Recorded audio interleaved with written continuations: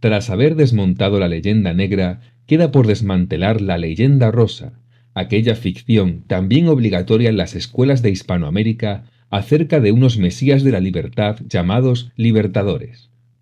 Lo primero que hay que saber sobre las independencias de Hispanoamérica es que no fueron conflictos entre americanos y españoles, sino guerras civiles entre hispanoamericanos que apoyaban la independencia frente a los que querían la permanencia en el imperio, en cuyos ejércitos no había más de un 10% de tropas españolas peninsulares. Lo segundo que hay que saber es que tal rebelión independentista no tuvo absolutamente ninguna relación con querer prohibir la esclavitud o mejorar la vida de los indígenas. Todos los llamados libertadores eran criollos de clases altas. No obstante, sí que hubo rebeliones más relacionadas con los indígenas en el siglo XVIII, como la de Túpac Amaru II. Pero nuevamente se trataban de rebeliones encabezadas por terratenientes de clases altas, que hasta recibieron educación superior por parte del Imperio español. Túpac Amaru II utilizó a los indígenas para que participaran en una sangrienta rebelión que se llevaría por delante las vidas de miles de personas. Los motivos de la historia oficial eran liberar a los indígenas de trabajos como la mita, que era una especie de servicio militar obligatorio, pero ampliado sobre todo al trabajo de la mina para el Estado, una práctica que solo existía en el Virreinato del Perú porque fue heredada de los incas por la administración española. Sin embargo, la realidad es menos romántica que la del héroe que les presentan a muchos hispanoamericanos acerca de Túpac Amaru II. Él se rebeló contra las autoridades españolas, en primer lugar, porque le fue denegado el marquesado de Oropesa, que él creía con derecho a heredar. En segundo lugar, porque Carlos III subió unos impuestos llamados alcabalas 2 veces seguidas, y para colmo, creó el Virreinato del Río de la Plata, lo que significó la creación de una nueva aduana en La Paz, hoy capital de Bolivia. Estos impuestos afectaban a los negocios de Túpac Amaru, y por ello decidió rebelarse hasta el punto de querer ser inca de un imperio incaico que quería restablecer. Por sus crímenes, fue condenado a ser desmembrado públicamente. Por supuesto, fue combatido y apresado gracias a la ayuda de miles de indígenas que apoyaron a las autoridades virreinales. Menos romántica aún fue la rebelión del líder indígena Túpac Katari, quien comenzó a rebelarse casi al mismo tiempo que Túpac Amaru II. Ambos líderes rivalizaron por obtener el poder, autoproclamándose incas y compitiendo entre ellos. Manda el soberano inca rey de los aymaras que pasen a cuchillo a todos los corregidores, sus ministros y caciques, cobradores y demás dependientes, como asimismo a todos los chapetones, criollos, mujeres, niños de ambos sexos y toda persona que parezca ser española o lo sea, o que a lo menos esté vestida a imitación de tales españoles. También se atropelle por todo, ya pasando a cuchillo a los sacerdotes y ya quemando las iglesias. Estos acontecimientos no estuvieron relacionados con los libertadores de Sudamérica. El plan para emancipar América no se ideó en América, sino en los círculos masónicos de Londres. De ahí que tuviera el nombre inglés Plan Maitland. Sobre México veremos que el proceso de independencia fue distinto, aunque el resultado terminó siendo muy parecido. A principios del siglo XVIII, Inglaterra sufrió su peor derrota en Cartagena de Indias. El virrey de Nueva Granada y el famoso militar español, Blas de Lezo, derrotaron con 3.700 hombres y 6 navíos a uno de los desembarcos más grandes que jamás se hayan hecho, contando con un total de 186 navíos y 23.000 hombres liderados por el general inglés Vernon. Tal era el poderío de este ataque que algunos artesanos ya habían preparado una moneda conmemorativa de la victoria antes de la batalla. En ella se podía leer el orgullo español humillado por Vernon. Fueron fracasos como este los que llevaron al duque de Wellington, Sir Arthur Wellesley, a pronunciar estas palabras: «Estoy convencido de que cualquier intento por conquistar las provincias de América del Sur, con vistas a su futuro sometimiento a la corona británica, seguramente fracasaría, y por lo tanto considero que el único modo de que ellas puedan ser arrancadas de la corona de España es por una revolución y por el establecimiento de un gobierno independiente dentro de ellas». Inglaterra halló la oportunidad perfecta para poder hacerse con los territorios del Imperio español. La península había sido invadida por el ejército napoleónico y los reyes de España habían sido sustituidos por el hermano de Napoleón, José Bonaparte. La península estaba en una situación de total debilidad, la cual fue aprovechada por Inglaterra.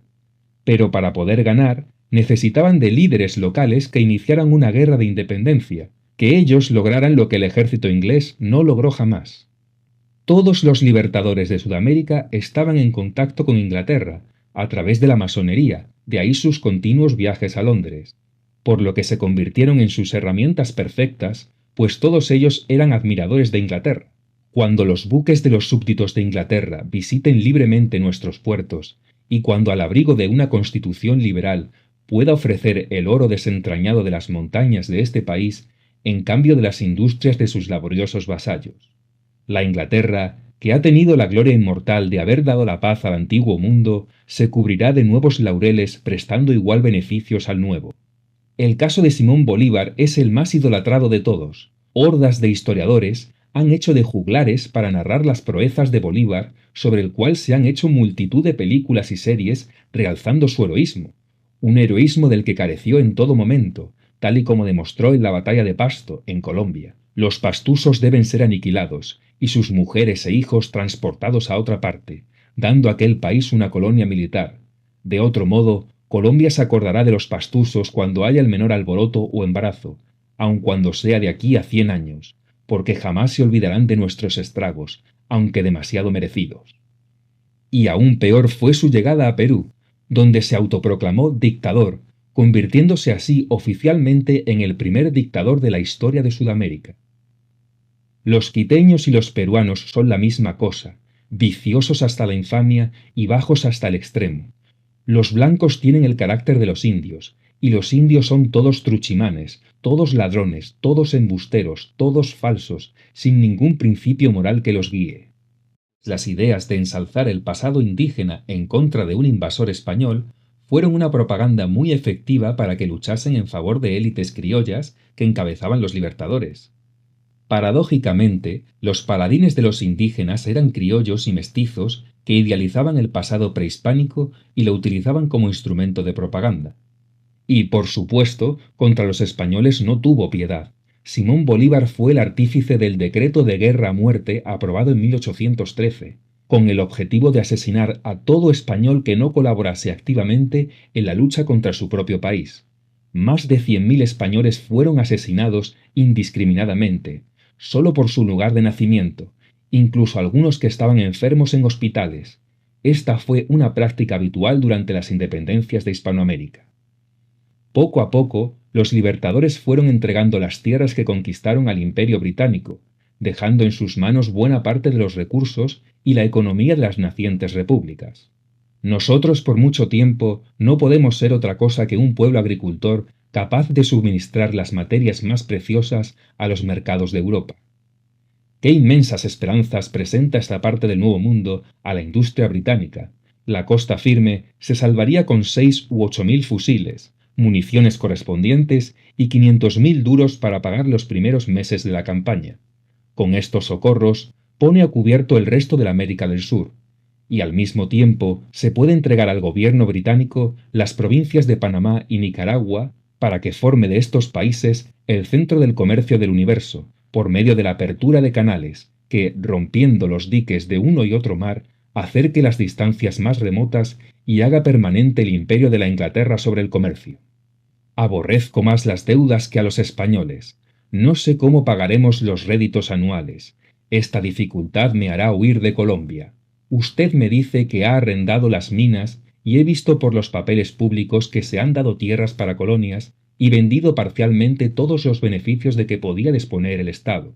Yo he vendido aquí las minas por 2,5 millones de pesos, y aún creo sacar mucho más de otros arbitrios, y he indicado al gobierno del Perú que venda en Inglaterra todas sus minas, todas sus tierras y propiedades y todos los demás arbitrios del gobierno, por su deuda nacional que no baja de 20 millones. Sin embargo, tal entrega hacia los británicos no fue suficiente para ellos, que no perdieron la oportunidad de hacer un buen botín durante la guerra. José San Martín, apodado el Protector, fue incapaz de proteger las reservas de plata peruana que se encontraban en unos barcos. El que fue su compañero de batalla, Lord Cochrane, robó todas las reservas de plata de la Real Hacienda de Lima, empobreciendo así a la naciente república. Para colmo, San Martín trató de obtener fondos para Perú pidiendo un préstamo a los ingleses. En general, todas las repúblicas nacieron con este tipo de deudas que sufragaron las independencias y las posteriores pérdidas tras las mismas. Estos saqueos se repitieron por parte de británicos por varios puntos de la geografía americana. Muchas repúblicas nacen sin apenas reservas de moneda debido a ello. Lord Beresford ya comenzó el saqueo de plata desde Buenos Aires antes de que comenzaran las independencias. La América española es libre, y si manejamos nuestros negocios con habilidad, ella será inglesa. E inglesa fue. En la época virreinal existía en Hispanoamérica una industria que abastecía a todos los territorios del imperio. Esta industria nació debido a que el comercio fuera del imperio era ilegal, aunque se practicaba mucho contrabando, y por la imposibilidad de la península de abastecer a toda Hispanoamérica. Los virreinatos se vieron obligados a crear una industria, modesta pero efectiva, para poder satisfacer la demanda interna. Toda esta industria se hundió cuando Hispanoamérica quedó abierta al mercado británico, pues este imperio poseía mejor tecnología y le permitía fabricar a precios mucho más competitivos. Las industrias hispanoamericanas no pudieron competir y se hundieron, quedando su mercado completamente inundado con los productos ingleses, los cuales se fabricaban muchas veces usando los recursos naturales americanos que se llevaba a Inglaterra a cambio de muy poco. En esta guerra civil por la independencia había negros, indígenas, mestizos y blancos en ambos bandos. Sin embargo, hubo una tierra que se quedó sin libertador. Curiosamente, este territorio era el más poblado por indígenas. En Perú, apenas se mostró interés por la independencia. Tanto es así que tuvieron que obligarla a ser independiente los ejércitos llegados de la Gran Colombia al mando de Simón Bolívar, otro llegado desde el Río de la Plata, liderado por San Martín, y otro desde Chile, liderado por Bernardo de O'Higgins, además de las guarniciones llegadas desde Inglaterra. La mayoría se alistó en el Ejército Real del Perú, para defender la permanencia en España. Cabe destacar que en este ejército era obligatorio para los suboficiales saber lenguas locales, ya que no pocos indígenas no sabían hablar español. El leal a la corona más destacado fue el campesino indígena Antonio Huachaca, líder del pueblo iquichano y brigadier del Ejército Real del Perú. Huachaca combatió a los independentistas y continuó haciéndolo hasta una década después de haberse proclamado la independencia, tal y como ocurrió con varias guerrillas indígenas a lo largo de Hispanoamérica, que siguieron luchando, portando la cruz de San Andrés del Imperio Español al grito de ¡Viva el Rey! Para muchos quechuas, el rey de España era llamado el Inca Católico. Huachaca fue severamente represaliado por el dictador Bolívar, el cual cometió grandes abusos contra su pueblo hasta que finalmente tuvieron que retirarse a la selva y cesar su lucha. Ustedes son más bien los usurpadores de religión, corona y suelo patrio. ¿Qué se ha obtenido de vosotros durante vuestro poder? La tiranía, el desconsuelo y la ruina de un reino que fue tan generoso. ¿Qué habitante, sea rico o pobre, no se queja hoy? ¿En qué recae la responsabilidad de los crímenes? Nosotros no cargaremos semejante tiranía. Otro campesino, esta vez mestizo, que lideró al pueblo de Pasto, en Colombia, de mayoría indígena y mestiza, fue Agustín Agualongo, quien luchó contra las tropas de Bolívar hasta ser apresado y fusilado. En el momento de ser ejecutado, exclamó: «Si tuviese 20 vidas, estaría dispuesto a inmolarlas por la religión católica y por el rey de España. ¡Viva el rey!». Hasta el mismo rey Fernando VII se hizo eco de sus hazañas y le nombró general. Por desgracia para él, tal reconocimiento le llegó tarde.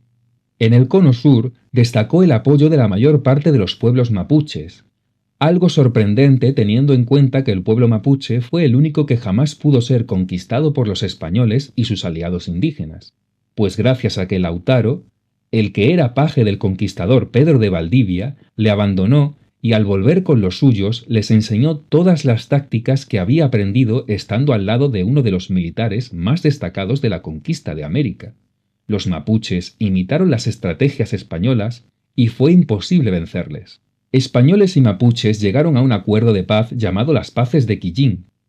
En ese acuerdo, los españoles se comprometían a respetar la autonomía del pueblo mapuche y a no entrar en sus tierras.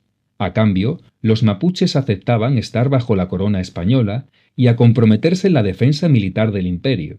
Este acuerdo no trajo la armonía, puesto que hubo rebeliones y batallas, pero éstas siempre se solucionaron con nuevos acuerdos de paz que los españoles firmaban con ofrendas como numerosas cabezas de ganado. La mayor parte de los pueblos mapuches cumplió el acuerdo. Sus suboficiales se pusieron el uniforme del ejército español y combatieron contra los independentistas. Este fue uno de los pueblos que más cara pagó la independencia, puesto que durante el siglo XIX las repúblicas chilena y argentina ejecutaron la conquista que los españoles nunca pudieron, y esa conquista fue más severa que cualquiera que hayan hecho los españoles. En México, el proceso de independencia fue distinto. El cura Miguel Hidalgo empezó levantándose en contra de España, pero en favor del rey Fernando VII.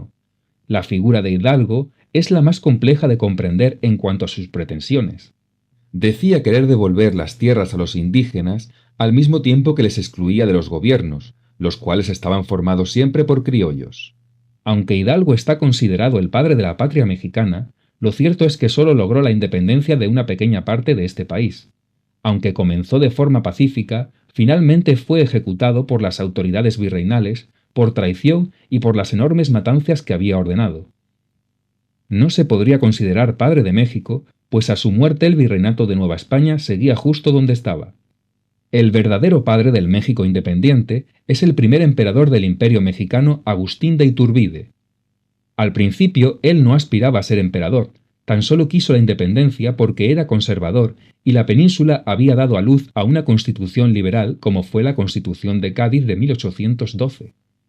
Iturbide quiso la independencia al mismo tiempo que quería que Fernando VII o Carlos IV fueran los reyes de ese México independiente. Ante la negativa de los monarcas, Iturbide se declaró emperador.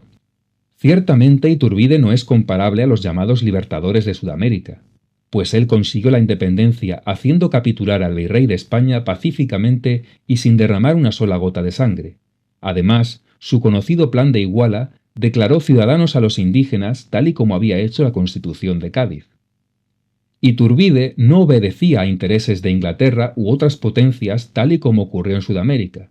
Sin embargo, el México independiente se volvió una presa fácil para potencias extranjeras como Francia, Inglaterra o Estados Unidos. Los políticos mexicanos resultaron ponerse al servicio de los intereses de estos países tal y como hicieron los libertadores de Sudamérica. También aquí proliferó la masonería en sus élites. Entre otros agravios, México perdería la mitad de su territorio que actualmente posee Estados Unidos. Finalmente, los soldados españoles fueron los primeros de Europa en derrotar a Napoleón en la batalla de Bailén. Es en estas victorias cuando se populariza en muchos idiomas la palabra guerrilla, la cual tiene su origen precisamente en esta guerra de independencia. Por desgracia, esta victoria llegó tarde. Para cuando los franceses fueron expulsados, el imperio ya se había desmembrado. Hispanoamérica pasó de tener el mayor desarrollo del continente y las leyes más avanzadas de derechos para los indígenas a hundirse económica y políticamente. De todos los países, es tal vez Sudamérica el menos a propósito para los gobiernos republicanos, porque su población la forman indios y negros, más ignorantes que la raza vil de los españoles, de la que acabamos de emanciparnos. Un país representado por pueblos semejantes no puede ir sino a la ruina. La América es ingobernable. Los que han servido a la revolución han arado en el mar. La única cosa que se puede hacer en América es emigrar.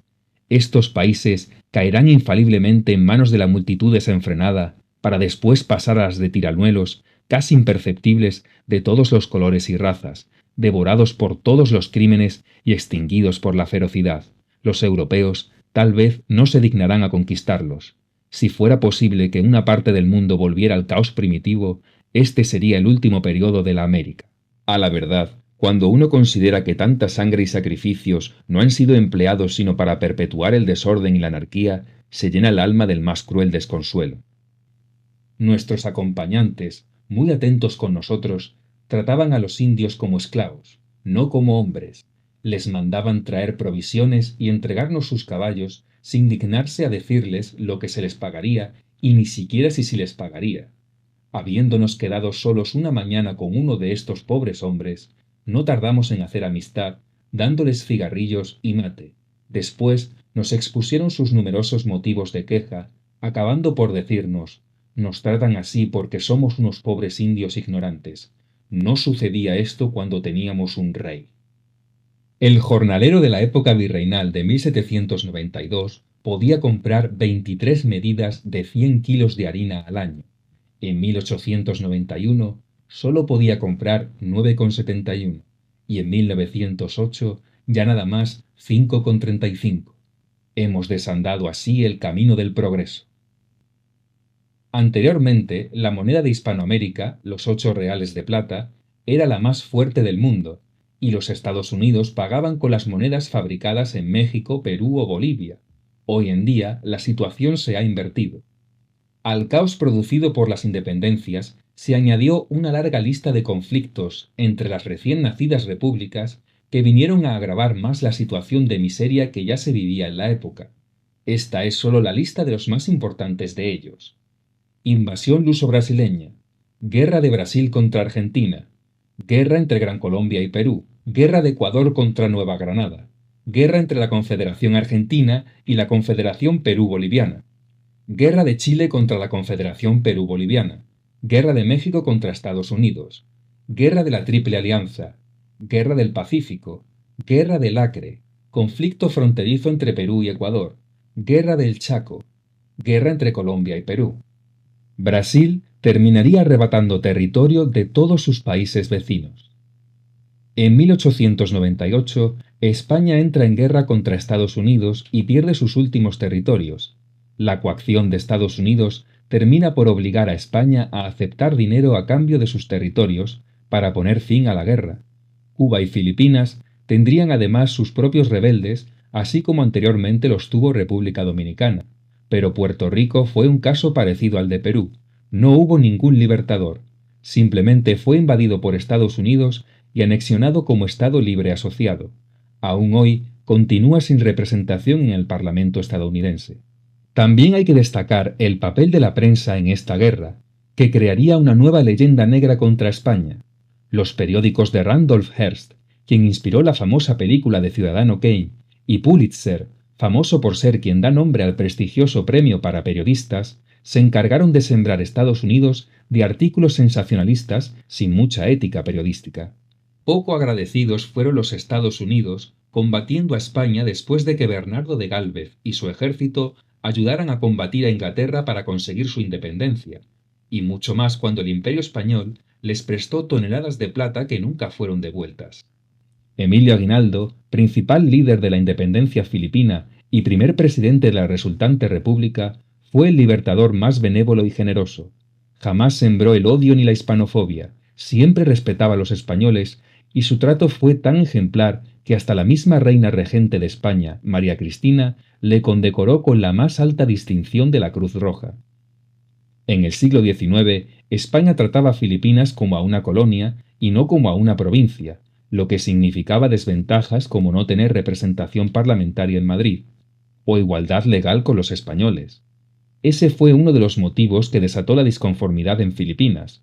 Desafortunadamente para los filipinos, fue peor el remedio que la enfermedad. Así mostraba Aguinaldo su disconformidad décadas después de haber conseguido la victoria sobre España pactando con Estados Unidos. Sí, estoy arrepentido en buena parte por haberme levantado contra España, y es por eso que cuando se celebraron los funerales en Manila del rey Alfonso de España, yo me presenté en la catedral para sorpresa de los españoles, y me preguntaron por qué había venido a los funerales del rey de España en contra del cual me alcé en rebelión. Y les dije que sigue siendo mi rey porque bajo España siempre fuimos súbditos o ciudadanos españoles, pero que ahora, bajo los Estados Unidos, somos tan solo un mercado de consumidores de sus exportaciones, cuando no parias, porque nunca nos han hecho ciudadanos de ningún estado de Estados Unidos. Y los españoles me abrieron paso y me trataron como su hermano en aquel día tan significativo. Tampoco las independencias americanas sirvieron para abolir la esclavitud. Tan solo fueron liberados los esclavos negros que cooperaron en los ejércitos independentistas. Salvo en excepciones como Chile, la mayor parte de repúblicas tardaron hasta décadas en prohibir esta práctica. En el caso de Paraguay, hasta se fundó un órgano llamado Esclavatura del Estado. En México se encontraron más de 100.000 esclavos mayas a principios del siglo XX. La esclavitud continuó siendo una práctica incluso después de ser prohibida. Y miles de negros no pudieron disfrutar de la abolición porque habían muerto luchando en las guerras entre repúblicas. El caso de Cuba y Puerto Rico es aparte. Sus independencias tuvieron lugar después de haberse abolido la esclavitud, además de haber sido los primeros territorios españoles en tener un estatuto de autonomía. Aunque es cierto que fueron de los últimos países americanos donde se abolió la esclavitud, debido a los intereses de sus élites, ya que en la península quedó abolida mucho antes. Y así fue la historia de cómo Hispanoamérica entró en declive. No fue por la herencia española, sino por la herencia de sus independencias, las cuales siguen pagando hoy. Porque no es España la que perdió en esta guerra, pues España pudo tener un gran nivel de desarrollo después de la caída de su imperio. No se puede decir lo mismo de países hispanoamericanos que antes tenían nivel de vida europeo y dejaron de tenerlo tras sus independencias. Es por esta razón que urge en Hispanoamérica un replanteamiento de su historia, de sus festividades de la independencia y de su identidad en general, ya que ésta ha sido construida en base a los intereses políticos de quienes querían y quieren mantenerse en el poder, y no en base a verdades históricas. Y, aunque es un ejercicio muy complicado el replantearse por completo el pasado, resulta muy necesario para avanzar hacia un futuro que no esté plagado de divisiones entre los países hispanos y de destrucción de la verdadera identidad hispanoamericana, algo que solo ha servido para que potencias extranjeras, fundamentalmente anglosajonas, dividan y venzan al mundo hispano.